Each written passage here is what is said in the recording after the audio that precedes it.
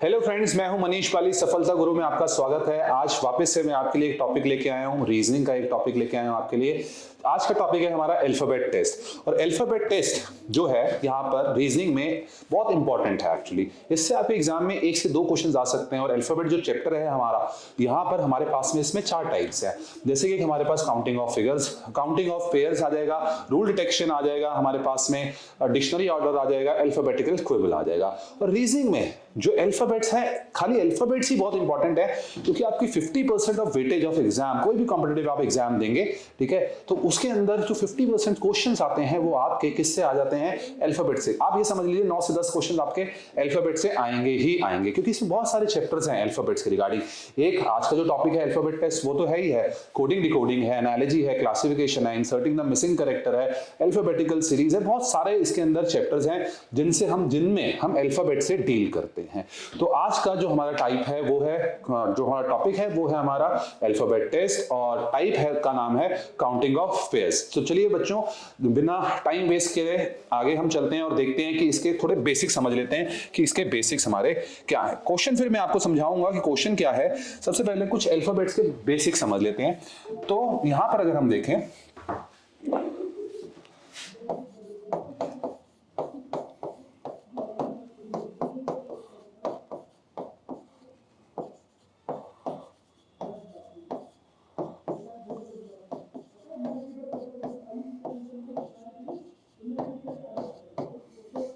चलिए तो आप यहां पर देखिए, मैंने यहां पर इन अल्फाबेट्स को, ठीक है, सबसे पहले थोड़ा बेसिक समझ लेते हैं, फिर क्वेश्चन पे आएंगे जो हमारा काउंटिंग ऑफ पेयर्स का क्वेश्चन है। यहां पर अगर आप देखेंगे, मैंने इसको एक स्ट्रेट लाइन में नहीं लिखा है यहां पर अल्फाबेट्स को। मैंने यहां पर क्या किया है, हर लाइन में कितने अल्फाबेट्स लिखे हैं मैंने यहां पर आपके 5 यहां पर मैंने अल्फाबेट्स लिखे हुए हैं।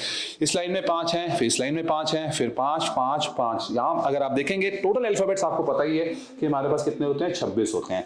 पहली लाइन में 5 है, दूसरी लाइन में 5 है, 10 हो गए हमारे पास। तीसरी लाइन में 5 है, 15 हो गए यहां तक, फिर 5 है 20, फिर 25 हो गए। और Z हमें पता ही है उसकी वैल्यू कितनी है, यहां पर हमारे पास में 26 है। अब देखिए, आपको एग्जाम में ये अल्फाबेट्स लिखने नहीं है, ठीक है, ये जस्ट आप जब प्रैक्टिस करेंगे घर पे, या मैं लिख इसलिए रहा हूं कि मैं आपको इनकी पोजीशन इजीली निकाल के दिखा पाऊं कि इनकी पोजीशन क्या है और आप इनकी पोजीशन को याद कर पाएं। जैसे अगर हम देखें यहां पर, मुझे अगर फॉर एग्जांपल यहां पर P की पोजीशन निकालनी हो, ठीक है, तो अगर मैं P की पोजीशन निकालूं यहां पर, तो मैं एक एक करके नहीं गिनूंगा, स्ट्रेट लाइन में नहीं लिखा हमने, 5 करके इसलिए लिखा था। पहले 5 हो गए, फिर 5 और 10 हो गए, 15 हो गए, और P की वैल्यू यहां कितनी आ गई, 16। तो P की वैल्यू यहां पर कितनी हो गई, 16 हो गई।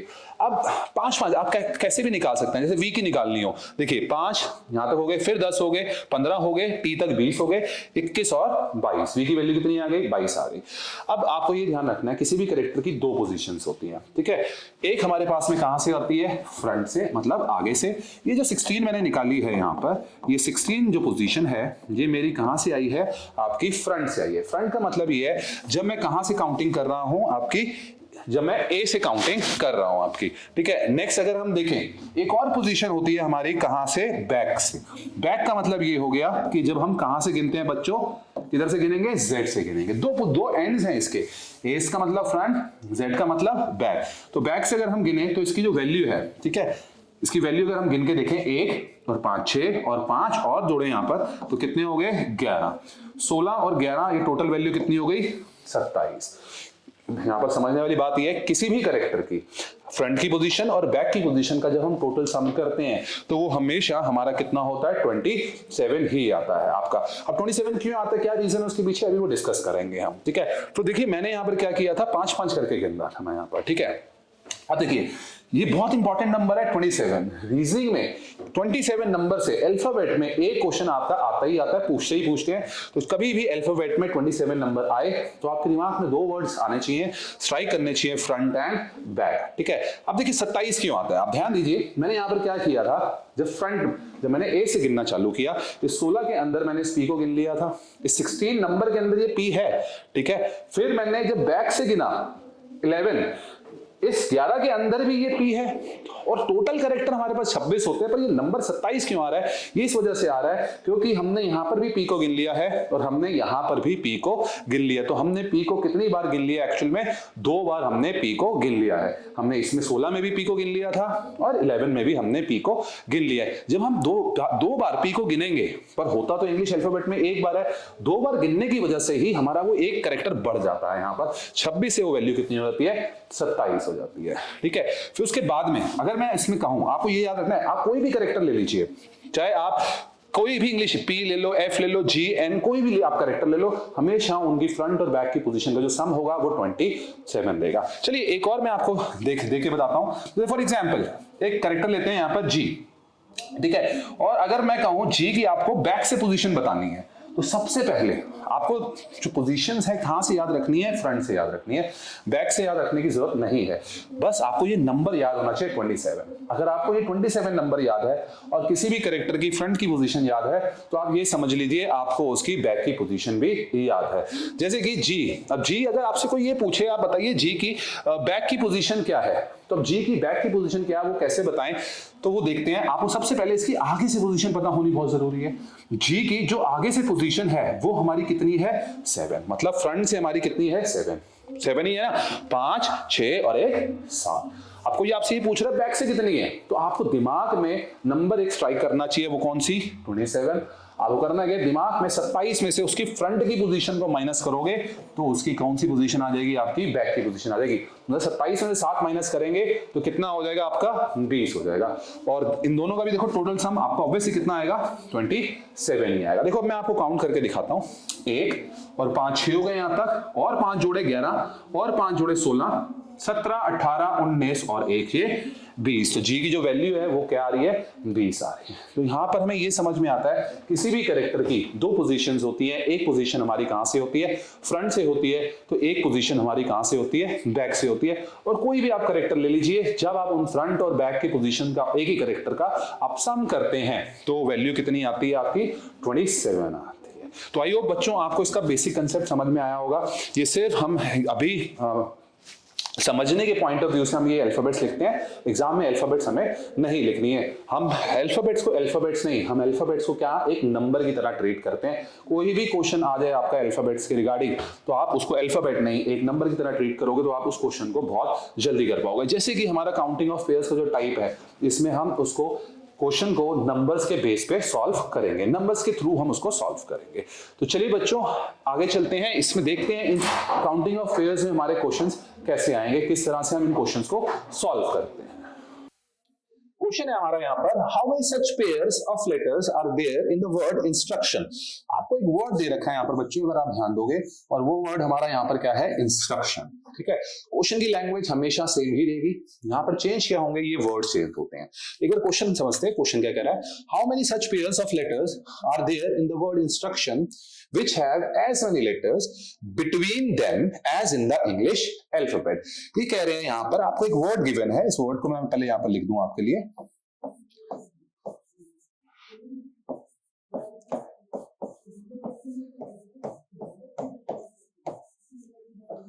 चलिए मैंने यहाँ पर ये वर्ड लिख दिया आपके लिए।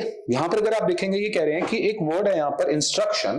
क्वेश्चन समझते हैं, how many such pairs of letters are there in the word instruction. इस शब्द इंस्ट्रक्शन में ऐसे कितने जोड़े हैं? ठीक है, ऐसे कितने पेयर्स हैं? कंडीशन दे रखी है। अब विच से क्या है? ये कंडीशन चालू हो रही है, इस कंडीशन के बेसिस पे हमें पेयर गिनने हैं। बच्चों पेयर कितने लेटर से बनेगा हमारा? ऑब्वियसली 2 लेटर से। 2 लेटर्स होंगे तभी हम उसको एक पेयर कहेंगे। कंडीशन क्या है? जैसे कि यहाँ पर एस और टी एक पेयर है। क्या क्यों पेयर है? किस वजह से पेयर है? इसकी कंडीशन पढ़ते हैं आगे। Which have as many letter between them as in the English alphabet. ये कह रहे हैं वो पेयर ही काउंट होगा, वो पेयर तभी काउंट होगा जब जितने लेटर्स उस पेयर के बीच में आ रहे हैं इस वर्ड में, उतने ही लेटर्स हमें कहां मिलने चाहिए? इंग्लिश अल्फाबेट में मिलने चाहिए। तो आप देखिए इस वर्ड में एस और टी के बीच में कितने लेटर्स हैं, आपको लेटर दिख रहे हैं एस और टी के बीच में? 0 लेटर है।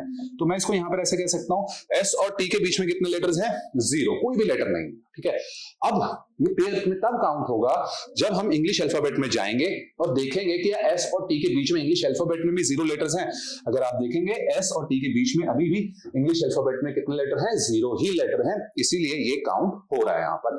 अब आप ये मत सोचना 0 वाले ही देखने आपको, नहीं, ऐसा भी हो सकता था फॉर एग्जाम्पल इस एस और टी के बीच में 5 लेटर्स हो आपके पास में, तो इंग्लिश अल्फाबेट में भी एस और टी में इनके बीच में कितने आने चाहिए थे? 5 ही आने चाहिए थे, तभी हम उसको वहां पर क्या करते? एक पेयर में काउंट करते। तो यहां पर भी 0 थे और इंग्लिश अल्फाबेट में भी 0 है, इसीलिए ये एक पेयर में काउंट हो गया आपका। ठीक है, चलिए फर्दर चलते हैं, आगे चलते हैं। देखिए एक पेयर और है यहां पर, ये देखिए ON। ठीक है, बाकी आप तब तक सोचते रहिए कि इसमें और कितने पेयर हैं। ये देखिए ON, अब ON भी आपका क्या है? एक पेयर है। क्यों पेयर है? अब आप कहेंगे सर ये तो उल्टे लगे हुए हैं, नहीं, उससे मैटर नहीं करता। ठीक है, देखिए ON के बीच में इधर कितने लेटर्स आ रहे हैं? 0। इंग्लिश अल्फाबेट में भी O और N के बीच में अगर आप देखेंगे कितने लेटर्स हैं? 0। इधर भी 0 हैं, उधर भी कितने हैं? 0 हैं। अभी फिलहाल हमें 0 वाले मिल रहे हैं, अभी देखना अभी 2, 3, 4 वाले भी हमें मिलेंगे। इनके बीच में 4 लेटर्स आ रहे हैं, किसी के बीच में 5 लेटर्स आ रहे होंगे, ऐसे भी पेयर्स अभी मिलेंगे। तो अभी फिलहाल अभी तक हमें कितने पेयर मिले हैं? 2। जितने नंबर ऑफ लेटर्स उनके बीच में इधर हैं, उतने ही उनके बीच में कहां है? इंग्लिश अल्फाबेट में है। ऐसे ही मैं आपको एक पेयर और बताता हूं, अगर आप देखें ध्यान से, ये N और T भी एक पेयर है एक्चुअली। अब कब क्यों है? कंडीशन चेक करते हैं जरा इसकी।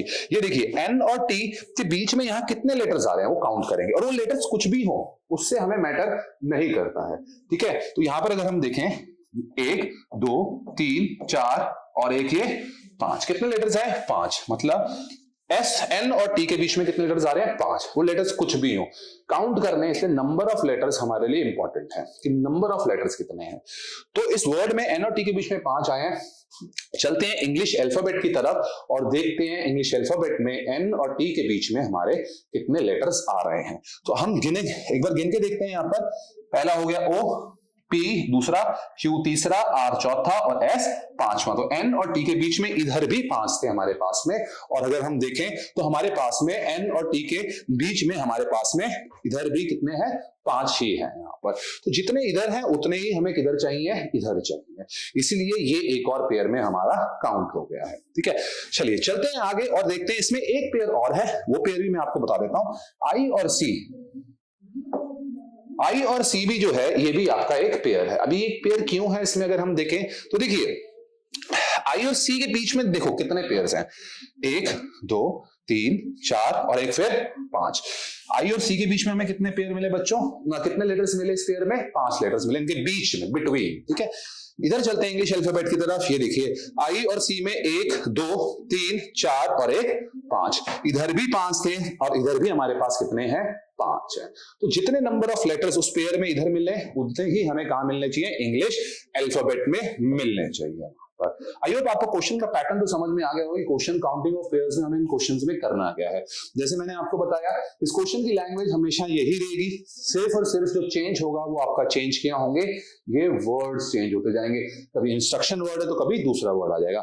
आपका मीडियम हिंदी भी होगा तब भी ये वर्ड आपका इंग्लिश में ही रहेगा। ठीक है, हिंदी में अगर आप हिंदी मीडियम के स्टूडेंट तो मैं एक बार इस क्वेश्चन को आपको बोल के बता देता हूँ। ये क्वेश्चन कैसे आएगा आपका हिंदी में? क्वेश्चन ये ऐसे आएगा, शब्द इंस्ट्रक्शन में ऐसे कितने युग्म या जोड़े हैं? युग्म मतलब आपका पेयर। शब्द इंस्ट्रक्शन में ऐसे कितने युग्म या जोड़े हैं जिनके बीच उतने ही अक्षर आते हैं जितने अक्षर उनके बीच कहां आते हैं? अंग्रेजी वर्णमाला में आते हैं। मतलब जितने अक्षर इधर हैं उतने ही अक्षर उनके बीच में होने चाहिए? अंग्रेजी वर्णमाला में आते हैं। तो आई होप आपको इसका ये पैटर्न समझ में आ गया, क्वेश्चन कहना क्या चाह रहा है। अच्छा, ये था हमारा मैनुअल तरीका। ठीक है, इस तरीके से हम इसको एग्जाम में सॉल्व नहीं करेंगे। ठीक है, क्योंकि ये बहुत लेंदी हो जाएगा हमारे लिए, और इसमें ये आपको 100% आपका गलत ही होगा क्वेश्चन। क्यों गलत होगा? देखिए इसके ऑप्शंस क्या आएंगे, मैं आपको ऑप्शन सिखाता हूं एक बार। इसके ऑप्शंस को ऐसे देंगे 2, 3, 4 और 5। आपको ये नहीं बताना एस और टी एक पेयर है, ओ एन एक पेयर है, आई सी एक पेयर है या एन टी एक पेयर है। आपको ये बताने इसमें टोटल नंबर ऑफ पेयर्स कितने हैं। आप देखेंगे बच्चों हमने कितने काउंट किए थे? एक हमारा एस टी था, एक हमारा ओ एन था, फिर एक हमारा क्या था, आईसी था, 3 पेयर ये हो गए, और एक एंटी था, कितने हो गए, 4 पेयर हो गए। तो इसका जो करेक्ट आंसर होता वो हमारा कौन सा ऑप्शन होता, सी ऑप्शन होता, जिसपे हम किस पे टिक करते हैं, 4 पे टिक करते हैं। ठीक है, अब देखो ये क्वेश्चन रिस्की क्यों है, आपके 100% क्यों गलत होने के चांसेस रहते हैं इन क्वेश्चंस के अंदर, क्योंकि देखिए आपको एसटी मिल गया और ओएन मिल गया, तो आप किस पे टिक कर दोगे, सीधा सीधा 2 पे टिक कर दोगे। ठीक है, और वो नेगेटिव मार्किंग दे देगा आपको। फिर आपको मेहनत करके थोड़ा टाइम लगाया आपने एग्जाम के अंदर, आपको सोचो एनओटी भी मिल गया, एक पेयर और मिल गया, तो आप किस पे टिक कर दोगे, 3 पे टिक कर दोगे, क्योंकि ऑप्शन अगर आप देख रहे हो ना सीक्वेंस में दे रखे हैं 2 3 4 और 1 5, एक भी आगे पीछे हुआ तो आपका क्वेश्चन नेगेटिव मार्किंग में दे जाएगा। इसलिए बहुत रिस्की क्वेश्चन होते हैं एग्जाम पॉइंट ऑफ व्यू से ये। ठीक है, और चलिए आपने एक और मेहनत करके आई और सी भी ढूंढ लिया, चलिए तब आपका आंसर सही हो जाएगा, पर दिमाग में एक ये रहेगा आपके कि कहीं मैंने कोई एक पेयर छोड़ तो नहीं दिया, क्योंकि यहाँ पर ऑप्शन में एक और नंबर दे रखा है 5, आपको लगेगा शायद इसमें 5 ही हो आपके, तो नेगेटिव मार्किंग होने की इन क्वेश्चंस में बहुत ज्यादा गुंजाइश रहती है, यहाँ पर आपको नेगेटिव मार्किंग मिलती ही है इन क्वेश्चंस के अंदर। ठीक है, ओके, अब आते हैं इसके तरीके पे कि हमें एग्जाम में इसको कैसे करना है। जैसे कि मैंने स्टार्टिंग में आपको बोला था कि इंग्लिश रीजनिंग में इंग्लिश अल्फाबेट जो है हम उनको इंग्लिश अल्फाबेट्स नहीं मानते, हम उनको क्या मानते हैं, नंबर्स की तरह ट्रीट करते हैं। हम ये देखते हैं कि उनकी वैल्यूज क्या है, उनसे उनके बेस पे क्वेश्चंस को डील करते हैं। चलिए मैं थोड़ा सा आपको ये क्वेश्चन समझाता हूं जरा, इसमें हमें करना कैसे इस क्वेश्चन को। तो इसका जो करेक्ट आंसर अगर हमारा आता बच्चों, तो वो हमारा क्या आता, 4 इसका हमारा करेक्ट आंसर आता। ठीक है, अब इसका तरीका देखते हैं कि एग्जाम में हम इसको किस तरीके से सॉल्व करेंगे। ये तो मैनुअल तरीका था। अब करना क्या है, हम इस वर्ड के सारी नंबरिंग करेंगे, जो जो इसके नंबर्स हैं हम वो नंबरिंग कर देंगे। ठीक है, तो इसकी मैं नंबरिंग कर रहा हूं यहां पर। ओके, मैं हर लेटर की यहां पर नंबरिंग कर रहा हूं। ठीक है, आई होता है 9 नंबर पे, एन होता है 14 पे, 19 पे, 20, 18, 21, 3, टी हो गया 20 पे, आई 9 पे, 15 पे, और एन हो गया कितने पे, 40। मैंने क्या किया, फटाफट आपको ये जितनी जल्दी आपको याद होगी, और एग्जाम में जैसे मैंने अभी आपको लिख के दिखाया है, आपको एग्जाम में अल्फाबेट्स को लिखना नहीं है, ये सिर्फ 5x5 की मैट्रिक्स मैंने इसलिए लिख के दिखाया कि मैं आपको क्वेश्चन समझा पाऊं, और आप जब अपने घर में प्रैक्टिस करो तो आप 5x5 की मैट्रिक्स वहीं लिखना, बस एग्जाम में आपको लिखने की जरूरत नहीं है। एग्जाम में आपको ये पूरे के पूरे नंबर्स याद होने चाहिए, आप सीधा उस अल्फाबेट पे उसका नंबर लिखोगे, ना कि इधर देखोगे आप। ठीक है, ओके, चलो अब क्या करना है हमें, मैंने इन सब की नंबरिंग कर दी है। अब हम बढ़ते हुए क्रम में, मतलब असेंडिंग ऑर्डर में काउंटिंग करेंगे। स्टार्ट कहां से करेंगे, 9 से करेंगे। अच्छा, 9 का बढ़ता हुआ अगला नंबर, बढ़ता हुआ क्रम में अगला नंबर उसका क्या होगा, 9 के बाद क्या आता है आपका, 10, 11, 12, 13, ऐसे हम बढ़ेंगे। ऐसे बढ़ते बढ़ते काउंट करते करते हम आखिरी तक जाएंगे, और जो नंबर मैं बोल रहा हूं, ठीक है, जो भी मेरे मुंह से निकल रहा है, जो भी मैं बोल रहा हूं, अगर वो नंबर मेरे इस मार्कर के ऊपर आ गया, उस जगह पे आ गया, तो आपका पेयर बन जाएगा वहां पर। ये देखिए कैसे स्टार्ट करते हैं 9 से। ठीक है, 9, फिर आएगा हमारा 10, 11, ठीक है, 12, 13, 14, और आप देखिए यहां पर वो नंबर ऊपर आ रहा है या नहीं आ रहा है, ये ध्यान में रखना है। मैंने 9 से स्टार्ट होता असेंडिंग ऑर्डर, वापस से कर रहा हूं मैं। 9 पहला है 10, क्या 10 आया ऊपर, नहीं आया। 11 नहीं आया, 12, 13, 14, 15, 16, 17, 18 और 19। कोई जो नंबर मैं बोल रहा था, कोई नंबर आया आपका, कोई भी नंबर नहीं आया, तो यहां पर अभी पेयर नहीं बना है इसका। आगे चलते हैं, अब यहां पर पेयर बनने वाला है। ठीक है, 9 से मैंने पूरा काउंट कर लिया, खत्म, 9 का काम अभी खत्म हो गया। अब आते हैं किस पे, 14 पे। जिस नंबर से आप स्टार्ट कर रहे हो उसी का असेंडिंग ऑर्डर लेना है। तो 14 का अगला नंबर असेंडिंग ऑर्डर क्या होगा, 15, फिर 16, 17, 18, ऐसे हम काउंट करेंगे इसके अंदर। तो ये हो गया 14। 14 के बाद अगला नंबर क्या आया, 15, फिर 16, 17, क्या आया यहां पर, नहीं। अब ध्यान देना, 19, ठीक है, सॉरी, 14, 15, 16, 17, 18, 19, और ये देखो बच्चों यहां पर क्या आ गया, 20। जो नंबर मैंने बोला वो नंबर वहां पर आ गया। तो 14 से 20 का आपको एक पेयर मिल गया, करेक्ट। अच्छा, दूसरी चीज ये है कि आपको हमेशा, अब ये इसमें खुश मत होना कि 14 से 20 मिल गया चलो छोड़ देते, नहीं, आपको 14 से हमेशा एंड तक काउंटिंग करनी है। क्यों काउंटिंग करनी है, क्योंकि 14 से 20 का एक पेयर बना है, तो 14 से आगे भी एक पेयर बन सकता है। तो मैं काउंटिंग हमेशा एंड पे जाके ही रोकूंगा, जैसे मैंने किया था ना, 14, 15, 16, 17, 18, 19, 20, ठीक है, फिर 21, 22 और 23। 14 से 20 का बन गया था, 14 से आगे भी बन सकता था, पर फिलहाल अभी नहीं बना है उसका। ठीक है, चलिए 14 का भी काम खत्म हो गया। अब आ जाइए 19 पे। अच्छा, एक चीज और देखिए आप, ये ध्यान रखना, आप सबसे पहले जब ये नंबरिंग लिखते हो, इस नंबरिंग को लिखने के बाद आप सबसे पहले ये देखा करो कि इसमें सबसे बड़ा नंबर हमारा कौन सा है, मैक्सिमम नंबर कौन सा है, क्योंकि हम जो काउंटिंग चला रहे हैं, हम जो काउंटिंग कर रहे हैं, वो हम कौन सी ऑर्डर में कर रहे हैं, असेंडिंग ऑर्डर में कर रहे हैं, बढ़ते हुए क्रम में कर रहे हैं, ठीक है। तो बढ़ते हुए क्रम में अगर हम देखें तो सबसे बड़ा नंबर यहाँ पर क्या है, 21। तो देखो मैं जब काउंटिंग कर रहा था यहाँ पर 14, 15, 16, 17, 18, 19, 20, 21। अब मुझे 22, 23 करने की जरूरत ही नहीं थी, क्यों? क्योंकि 21 से बड़ा नंबर तो है ही नहीं, मुझे 21 पे ही अपनी काउंटिंग रोक देनी है, आगे नंबर वो मिलेगा ही नहीं मुझे, ठीक है। चलिए ये हो गया, तो हमें यहाँ पर 20 तक मिला। अब चलते हैं 19, ये देखो मैं 19 का असेंडिंग ऑर्डर लगा है, 20, 19, 20, ये देखिए एक और मिल गया, 19, 20, 21। क्या आगे काउंट करें? 22, 23, 24 है ही नहीं है, जब है ही नहीं तो काउंट क्यों करेंगे, एग्जाम में टाइम बचाओ अपना। चलिए मैं 21 के बाद काउंटिंग मैंने रोक दी इधर भी, 18, 19, 20, 21, अब 22, 23 मैं करूंगा ही नहीं, काउंटिंग मैं यहां पर भी रोक दूंगा, ठीक है।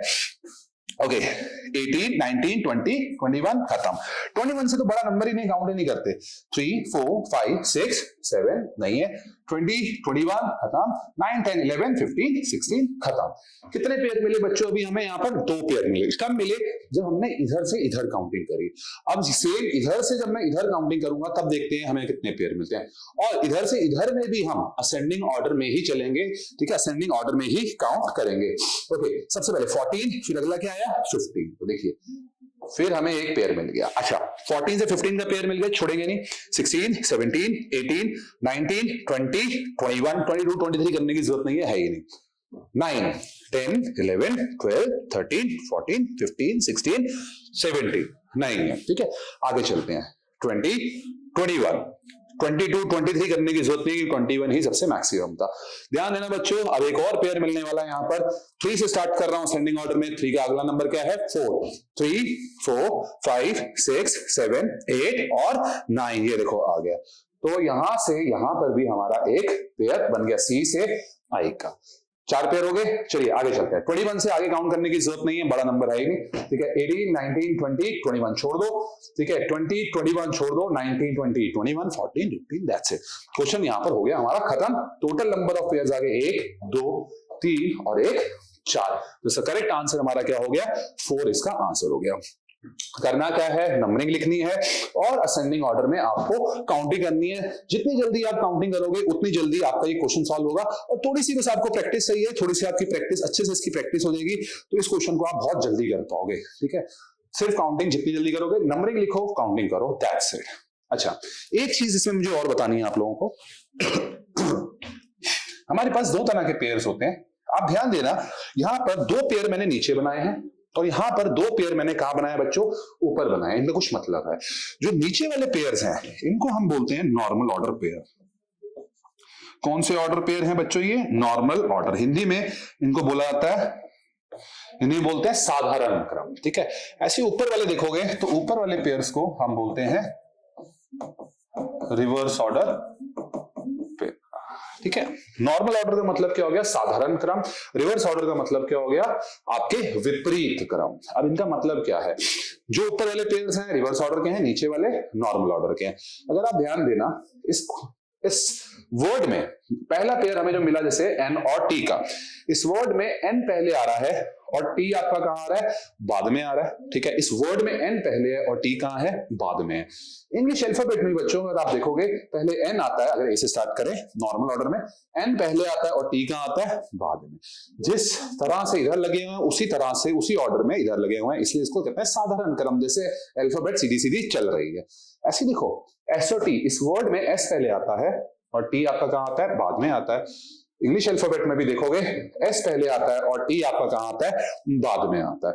तो इसीलिए ये भी हमारा नॉर्मल ऑर्डर है। अब चलते हैं, देखो ऊपर वाले जो पेयर्स हैं, आई और सी का एक पेयर मिला था जो रिवर्स ऑर्डर में आ रहा है। इस वर्ड में आई पहले है और सी हमारा कहां है? बाद में है। इंग्लिश अल्फाबेट में भी अगर आप देखोगे तो ऐसा नहीं होता। इंग्लिश अल्फाबेट में पहले सी आता है और बाद में आपका क्या आता है?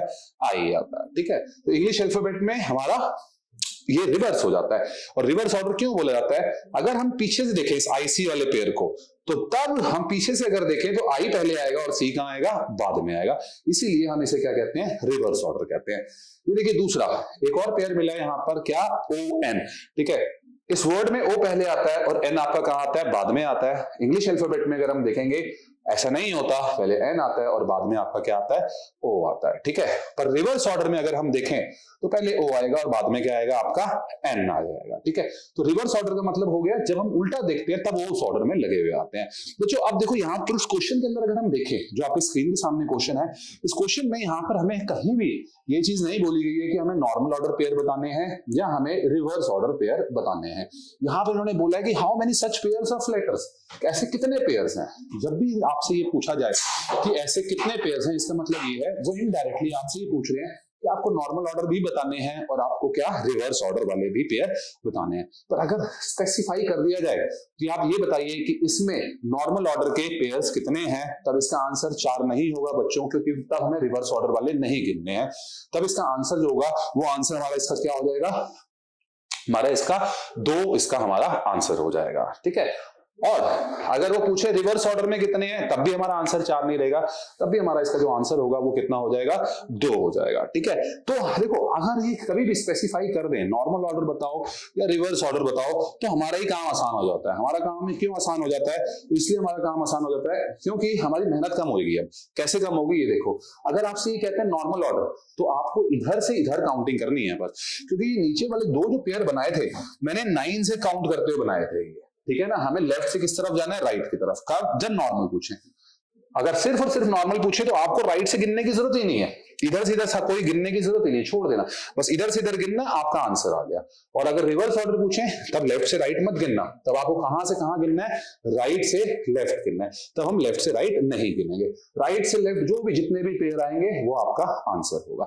तो हमारा काम आसान हो जाता है। और जब वो कुछ भी ना बोले कि आपको रिवर्स ऑर्डर बताना है या नॉर्मल ऑर्डर, तो आप समझ लेना आपको वो कह रहे हैं कि आप नॉर्मल ऑर्डर भी काउंट करो और साथ साथ आप इसमें रिवर्स ऑर्डर भी काउंट करो। तो आई होप बच्चों आपको इसका कंसेप्ट समझ में आ गया होगा।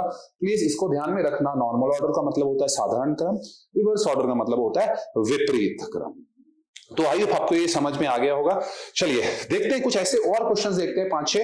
ठीक है, तो आपका ये कंसेप्ट और क्लियर हो जाएगा।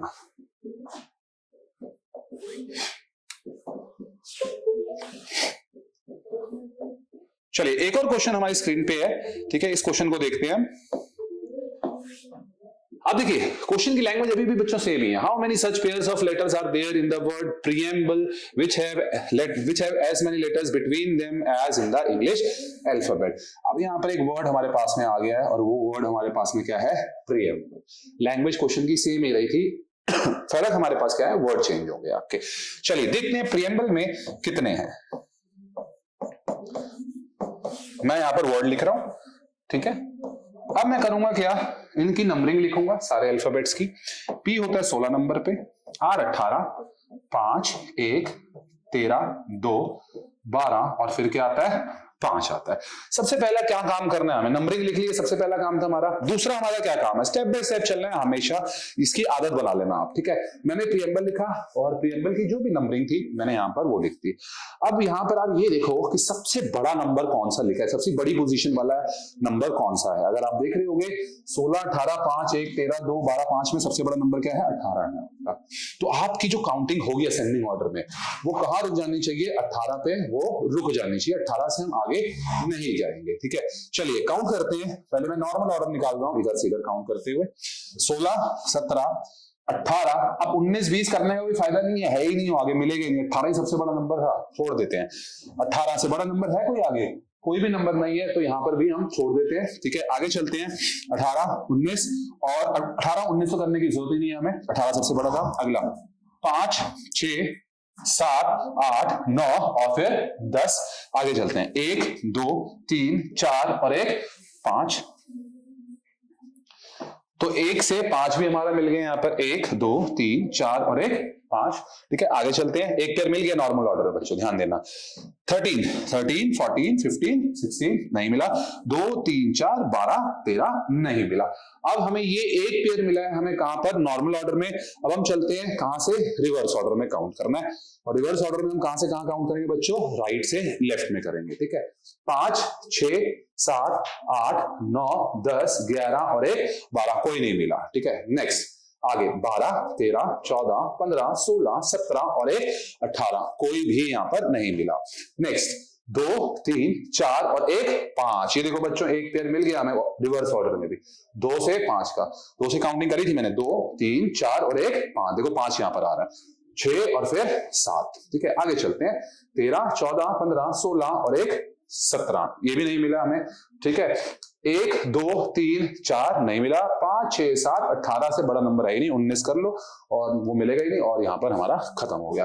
बच्चों प्रीएम्बल का इस वाले क्वेश्चन का जो हमारा आंसर आएगा वो हमारा क्या आंसर आएगा, 2 इसका हमारा आंसर आएगा, जिसमें एक हमारा नॉर्मल ऑर्डर का पेयर है और एक हमारा किसका पेयर है, रिवर्स ऑर्डर का पेयर है, ठीक है। अब चलते हैं नेक्स्ट और आगे देखते हैं अगला क्वेश्चन। तो इसका आंसर बच्चों हमारा कितना आया, 2 इसका आंसर आया, ठीक है। चलिए अब आगे चलते हैं अगले क्वेश्चन पे।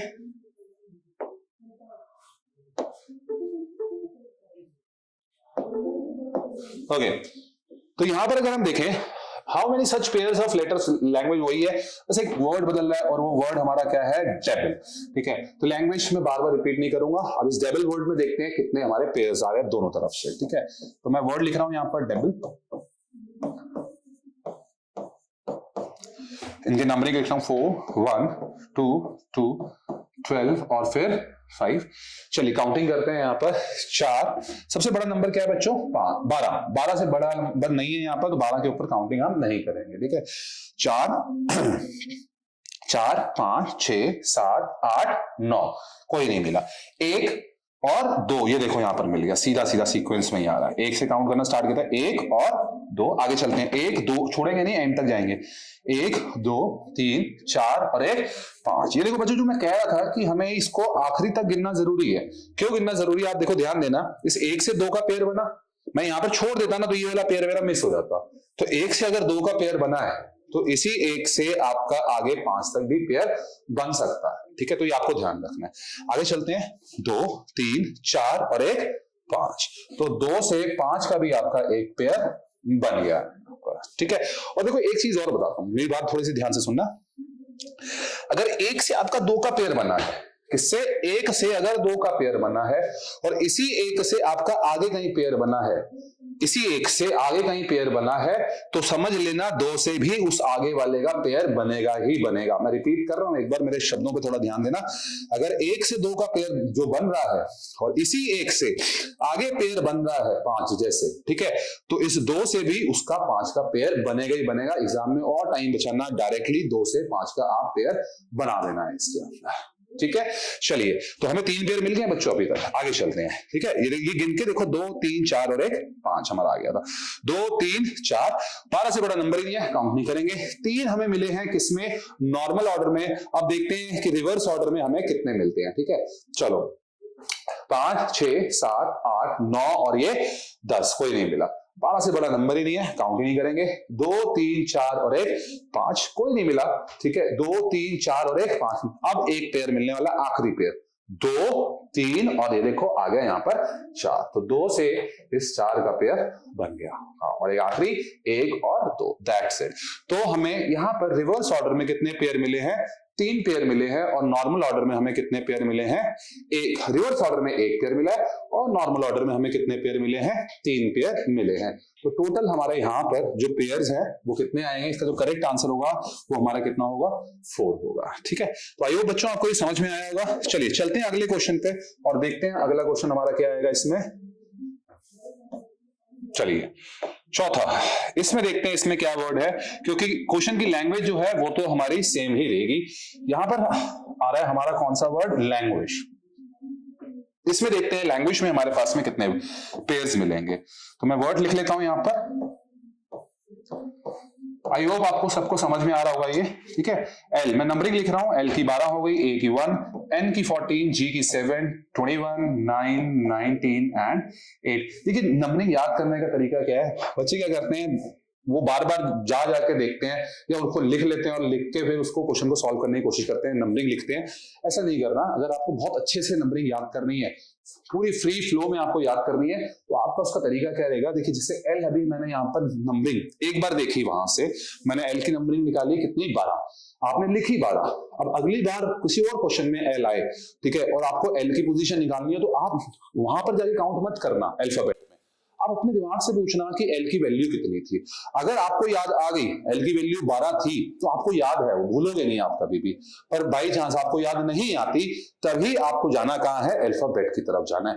एक बार अपने दिमाग पर स्ट्रेस डालना है, बस ये जानने के लिए कि एल की वैल्यू क्या मैंने निकाली थी एक्चुअली। इस तरह से आपको याद करना है, रट्टा मारने की इसमें जरूरत नहीं है आपको, ठीक है। चलिए, मैंने नंबरिंग लिख दी है और आगे चलते हैं और देखते हैं इसमें हमारे पास में का आंसर क्या आएगा। चलिए, काउंट सबसे बड़ा नंबर बच्चों कौन सा है हमारा, 21। 21 से हम आगे काउंटिंग नहीं करेंगे। 12, 13 और एक 14 सीधा मिल गया, तो 12 से 14 का एक पेयर हो गया, 12, 13, 14, 15, 16, 17, 18 और एक 19, कोई नहीं मिला। 1, 2, 3, 4, 5, 6 और एक 7 नहीं मिला। 14, 15, 16, 17, 18, 19 नहीं मिला। 7, 8 और एक 9, एक मिल गया हमें यहाँ पर। 7, 8, 9, 10 और 11, ठीक है। 21 से बड़ा नंबर ही नहीं है, तो काउंट ही नहीं करूंगा मैं यहाँ पर। 9, 10, 11 नहीं है यहाँ पर। 19, 20 नहीं है। एक ही पेयर मिला है मुझे नॉर्मल ऑर्डर में। अब चलते हैं रिवर्स ऑर्डर में। 8, 9, 10, 11, 12, 13, 14 और 15 नहीं मिला, ठीक है। ओके, अब देखिए एक और पेयर मिल रहा है बच्चों, ध्यान देना। 19, 20 और 21, ये देखो एक पेयर हमें रिवर्स ऑर्डर में भी मिल गया। 19, 20, 21।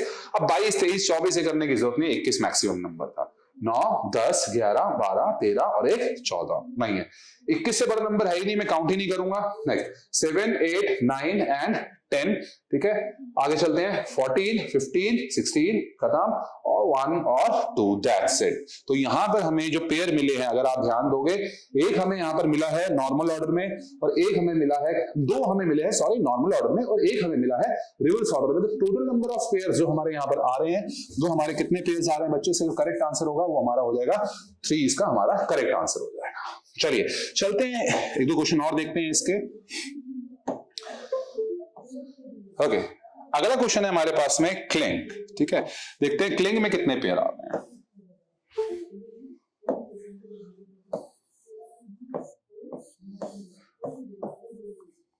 चलिए, नंबरिंग लिख रहा हूं, 11, 12, 9, 14 एंड 7।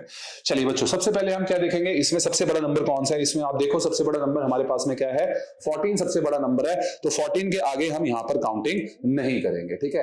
चलिए स्टार्ट करते हैं यहां से 11 से, पहले नॉर्मल ऑर्डर के निकालते हैं। 11, 12, तो 11 से 12 हमें एक पेयर मिल गया यहाँ पर, और 12 में छोड़ूंगा नहीं, एंड तक जाऊंगा। 14 से आगे नहीं काउंट करेंगे, बस 11, 12, 13 और फिर 14, एक पेयर ये मिल गया हमें, ठीक है। 11, 12, 13, 14, ठीक है, 12 का भी बना दिया था और 14 का भी। अच्छा, मैंने जो बात बताई थी, अगर सोचो 11 से 12 का पेयर बना है और इस 11 से 14 का पेयर बना, तो एक पेयर आप डायरेक्टली बना सकते हो, किसका, 12 से 14 का, इनका बनेगा ही बनेगा। ये देखो 12, 13 और एक 14, ठीक है। आगे चलते हैं, 14 और एक 15। अब आते हैं रिवर्स में, ठीक है, रिवर्स ऑर्डर, राइट से लेफ्ट की तरफ गिनते हैं। 7, 8 और ये देखो आ गया 9 यहाँ पर, ठीक है, ये एक हमने बना दिया। 7, 8, 9, 10 और एक 11, ये देखो 7 से 11 का भी बन गया बच्चों। एक हमारा 7 से 9 का बना था और एक हमारा 7 से 11 का भी बना है। इसका मतलब ये है कि 9 से 11 का भी बनेगा ही आपका बनेगा, चेक कर लेना। 14 से बड़ा नंबर नहीं है, मैं काउंट ही नहीं कर रहा। 9, 10, 11 बन गया, वो मैंने पहले ही बना दिया था, ठीक है। 12 और एक 13, दैट्स इट। इसमें 1, 2, 3, 4, 5 और एक 6 पेयर हमारे इसके अंदर आए हैं। देखो ये वर्ड जो है, क्लिंग वर्ड जो है, ये कितने लेटर्स का वर्ड है, 5 लेटर्स का वर्ड है, और पेयर हमारे कितने आ रहे हैं इसके अंदर, 6 आ रहे हैं। इसका मतलब क्या है कि एक लेटर से डबल डबल पेयर भी बनते हैं आगे चल के। इसीलिए हम जो काउंटिंग है ना, हमेशा कहां तक करते हैं, एंड तक करते हैं। तो बच्चों चलो, इसका हमारा जो आंसर है, इसका आंसर हमारा कितना आ गया है, हमारा इसका आंसर आ गया है 6। चलिए चलते हैं अगले, एक और क्वेश्चन देखते हैं इसका।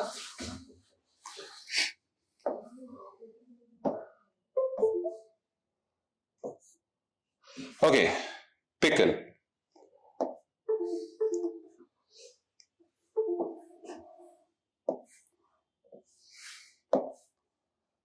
मैं वर्ड लिख लेता हूं यहां पर पहले। P की वैल्यू हो गई 16, ठीक है, अभी हमने देखी थी, फिर 9, C की 3, 11, 12 और फिर कितनी हो गई 5। चलिए सबसे बड़ा नंबर क्या है बच्चों यहाँ पर 16 के आगे काउंटिंग नहीं करेंगे, तो 16 से तो मैं स्टार्ट करने की जरूरत ही नहीं, छोड़ देते हैं, सीधा 9 से स्टार्ट करते हैं। 9, 10 और फिर 11, 9 से 11 का हमारा यहाँ पर एक पेयर बन गया, ठीक है। अच्छा छोड़ेंगे नहीं, आगे रख जाएंगे, 9, 10, 11 और एक 12, ये देखिए एक और हमें पेयर बन गया है यहाँ पर, ठीक है। 9, 10, 11 और एक 12 और फिर 13, ओके। 3, 4, 5, 6 नहीं बना, ये देखिए 11 और एक 12, एक और पेयर बन गया हमारा यहाँ पर, 11 से 12, 11, 12 और 13, 12, 13 खत्म। नॉर्मल ऑर्डर में बच्चों में कितने मिले हैं, 3 पेयर मिले हैं। चलते हैं रिवर्स ऑर्डर में, 5, 6, 7, 8 और एक 9, ये देखो बन गया, तो यहां से यहां पर हमारा एक पेयर बन गया 9 और फिर 10, 12, 13, 14, 15 और एक 16, ये देखो बच्चों 12 से 16 का भी बन रहा है, 12, 13, 14, 15 और एक 16, ये एक और बना देते हैं फिर। और लास्ट 11 से गिनते हैं, 11, 12, 13, 14, 3, 4, 5, 9, 10, 1, 2, 3, 4 और एक 5, तो हमें पिकल में कितने पेयर मिले हैं बच्चों, 5। और इसमें करेक्ट हमारा जो 2 पेयर हैं रिवर्स ऑर्डर में आए हैं और 3 पेयर जो आए हैं हमारे किसमें आए हैं, आपके 2 पेयर रिवर्स ऑर्डर में आए हैं और 3 पेयर हमारे किसमें आ रहे हैं, इसमें नॉर्मल ऑर्डर में आ रहे हैं, ठीक है। चलिए बच्चों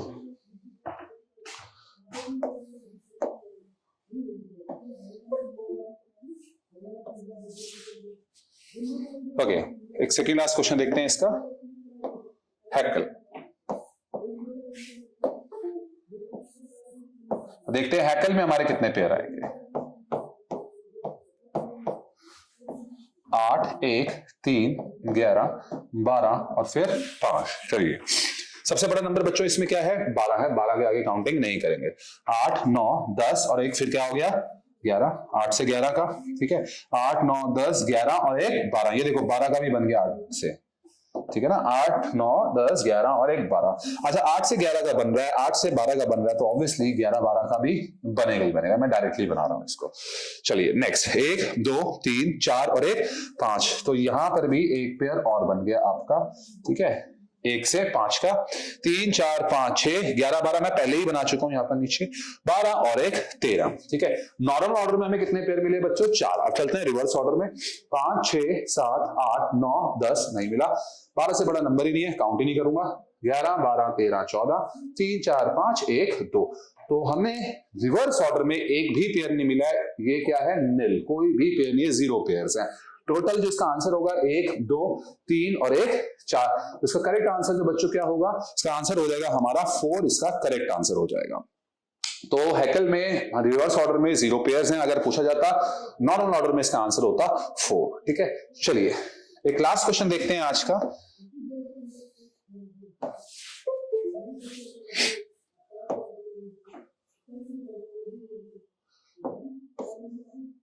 ओके, एक और लास्ट क्वेश्चन देख लेते हैं इसका, क्रीडेंशियल। लैंग्वेज में अभी दिखा रहा हूं आपको, सारे क्वेश्चंस की लैंग्वेज सेम है, सिर्फ चेंज क्या होते जा रहे हैं, हमारे वर्ड चेंज होते जा रहे हैं, ठीक है। चलिए इसका भी निकाल लेते हैं, तो फिर आपका ये कंप्लीट हो जाएगा टाइप।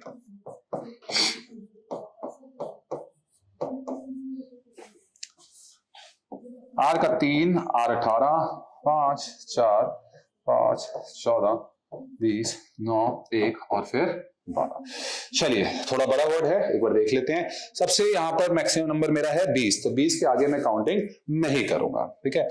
3, 4 और एक 5, तो 3 से 5 का एक पेयर बन गया, और 5 पे छोड़ेंगे नहीं, इतना जाएगा। 3, 4, 5, 6, 7, 8, 9, 10, 11 और बच्चों देखो ये कौन सा मिल गया, 12, बिल्कुल लास्ट में मिला है, मैं जाके 3 से 12 का भी एक पेयर बन गया। अच्छा एक पेयर और बनाओ, डायरेक्टली बना देना। 3 से 5 का बना है, 3 से 12 का बना है, तो इसका मतलब पता है क्या है, 5 से 12 का भी बनेगा ही बनेगा, ठीक है। ओके, फिर 18 से 60, 18, 19, 20, अब 20 से 21, 22 करने की जरूरत नहीं है, छोड़ देते हैं। 5, 6, 7, 8, 9, 10, 11 और एक 12, ये देखो मैंने पहले ही बना दिया था 12, 5 और 12 का, ठीक है, वो बनना ही बनना है। नेक्स्ट 4 और एक 5, तो 4 से 5 का भी बन गया हमारा एक। आगे चलते हैं, 4, 5, एंड तक जाएंगे, 4 5 6 7 8 9 और ये 10 नहीं बना। 14 15 16 17 18 20 से बड़ा नंबर ही नहीं है, काउंट ही नहीं करेंगे। 9 10 11 नहीं बना, 1 और 2। तो बच्चों अभी हमने नॉर्मल ऑर्डर में हमने जब काउंट किया हमें मिले 1 2 3 और 1 4। नॉर्मल ऑर्डर में हमें कितने पेयर मिले हैं? 4 पेयर मिले हैं, ठीक है। और एक लास्ट इसका चेक कर लेते हैं, रिवर्स ऑर्डर में कितने पेयर हैं। तो रिवर्स ऑर्डर में हम चेक करते हैं, स्टार्ट करते हैं 12 13 14 15 16 17 18 19 20 और 21। तो हमें बोलने की जरूरत ही नहीं है, ठीक है। आगे 1 2 3 4 और 1 5। बच्चों ये देखो 1 से 5 का एक पेयर रिवर्स ऑर्डर में मिल रहा है, ठीक है। 1 2 3 4 5 6 7 8 और 1 9। और 9 से काउंट करेंगे, 9 10 11 12 13 14 15 और 1 फिर ये 16, ठीक है। नेक्स्ट 20 से बड़ा नंबर ही नहीं है, काउंट ही नहीं करेंगे, ठीक है। 14 15 16 17 और 1 18। ये देखो 14 से बच्चों एक और पेयर बन रहा था, वो हमारा किसका था? 18 का। 14 15 16 17 और 1 18 और एक लास्ट 19, ठीक है। आगे चलते हैं, 5 6 7 8 और 1 9, ठीक है। यहां नहीं बना, एक पेयर और मिल रहा है आपको, ये देखो 4 और 1 5। ये 4 से 5 का भी एक पेयर मिल गया बच्चों। 4 5 6 7 18 और 1 19। तो यहां पर हमारा ये क्वेश्चन खत्म हो जाता है। और देखते हैं कितने मिले थे, 1 2 3 और 1 4। नीचे आपको मिले हैं 4 पेयर, मतलब नॉर्मल ऑर्डर में कितने पेयर हैं? 4 हैं। रिवर्स ऑर्डर में चेक कर लेते हैं, 1 2 और 1 3। और रिवर्स ऑर्डर में हमें कितने मिले हैं? 3। तो बच्चों इसका जो करेक्ट आंसर होगा वो हमारा कितना होगा? 3 और 4 को जोड़ेंगे तो उसका जो करेक्ट आंसर है वो हमारा कितना होगा? 7। तो क्रेडेंशियल में हमें टोटल नंबर ऑफ पेयर्स जो मिले हैं वो हमें कितने पेयर्स मिले हैं? 7। तो इसका हम करेक्ट आंसर जो रखेंगे वो हम क्या रखेंगे? 7, ठीक है। तो बच्चों आज के लिए जो था हमने जो देखा अल्फाबेट टेस्ट में काउंटिंग ऑफ पेयर्स, तो इसमें जो आपको एक चीज याद रखनी है कि फ्रंट और बैक पोजीशन का जो टोटल सम होता है 27 होता है। क्वेश्चन की लैंग्वेज सेम रहती है, जो बदलेगा वो आपका क्या बदलता है? वर्ड्स बदलते जाते हैं। और 2 तरह के आपके पेयर्स होते हैं, एक होता है नॉर्मल ऑर्डर और एक होता है रिवर्स ऑर्डर। इस पर ध्यान रखना है कि नॉर्मल ऑर्डर पूछा जा रहा है या रिवर्स ऑर्डर, और कुछ भी नहीं पूछा जा रहा तो आपको दोनों तरफ से इसको काउंट करना पड़ेगा, नॉर्मल ऑर्डर भी और रिवर्स ऑर्डर भी, ठीक है। तो आई होप बच्चों आपको ये समझ में आया होगा। Thank you, thanks for watching the video, thank you.